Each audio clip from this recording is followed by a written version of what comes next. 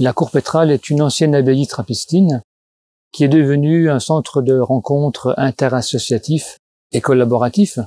La restauration de la cour Pétrale a commencé en 1990 et elle a pu être ouverte à partir de 2003 avec comme objectif déjà de revaloriser le patrimoine, et c'est un terrain d'expérience intéressant pour les artisans qui ont pu développer, retrouver des savoir-faire traditionnels et les transmettre, et en même temps d'en faire un centre de rencontres culturelles.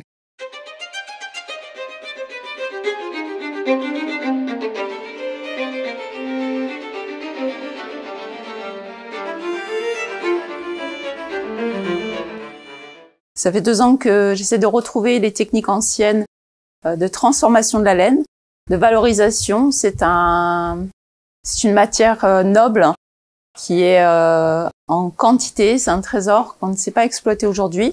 On faisait auparavant dans chaque maison, dans les fermes. On savait la préserver, la filer, la carder. Les anciens savent le faire, mais ce n'est pas un savoir qui a été écrit. C'est un savoir qui a été transmis à l'oral.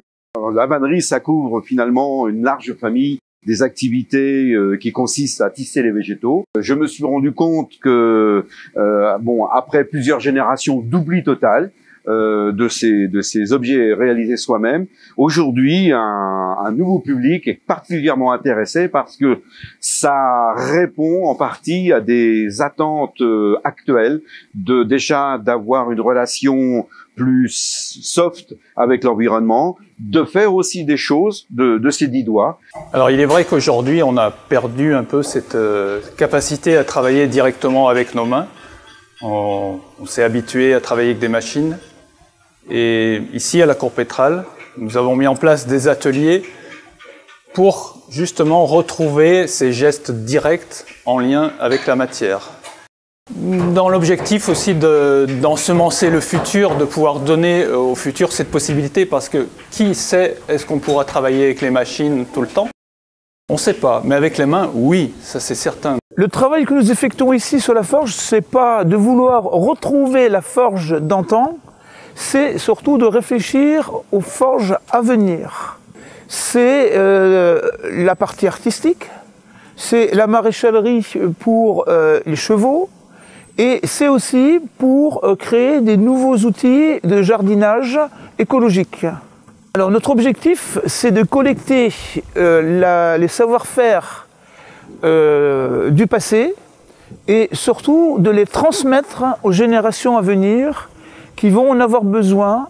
On tente ici de conserver les savoir-faire traditionnels comme un laboratoire expérimental. En réalité, on n'a pas la prétention d'être dans une voie d'excellence. On est simplement dans une voie authentique, d'une part avec le patrimoine et d'autre part avec nous-mêmes. Il y a quelques années, quand on a commencé à travailler avec cette association, on pouvait dire qu'on essayait de conserver le passé. Aujourd'hui, on ne dit plus qu'on conserve le passé, on dit qu'on prépare l'avenir. Donc ici, à l'atelier des vitraux, on fabrique des vitraux, on taille le verre et on fait du montage. On fabrique des pièces à la fois qui peuvent aller dans les différents endroits de la cour Pétrale, dans une recherche patrimoniale, et on peut aussi fabriquer des pièces pour l'extérieur. Et surtout, on a des ateliers où on pratique et on partage ces gestes des métiers anciens, qui sont au final anciens à la fois et d'actualité également, puisque ça nous permet notamment de travailler le rapport qu'on a à la matière et le rapport qu'on a à l'action. Donc là, il s'agit du stand de mosaïque d'art. J'ai été invitée par les Amis de la cour Pétrale pour cette merveilleuse journée du patrimoine à la cour Pétrale. Et l'enjeu, en fait, ici, de la mosaïque, c'est de retrouver des méthodes traditionnelles de mosaïque italienne, dans laquelle je mélange différents éléments comme le marbre, la nacre, des pierres ornementales. Et l'objectif, en fait, c'est de former à plusieurs niveaux, comme on l'a eu fait ici sur une grande mosaïque qui est la mosaïque Saint-Georges, pour pouvoir intégrer dans la formation traditionnelle des gens à plusieurs niveaux. Et merci à ce lieu de nous accueillir. Et pour moi, c'est très émouvant de pouvoir renouer avec l'idée qu'une bibliothèque puisse exister dans une abbaye et qu'une abbaye, à l'époque moderne, puisse à nouveau jouer le rôle de maintenir, de garder le savoir et de le transmettre.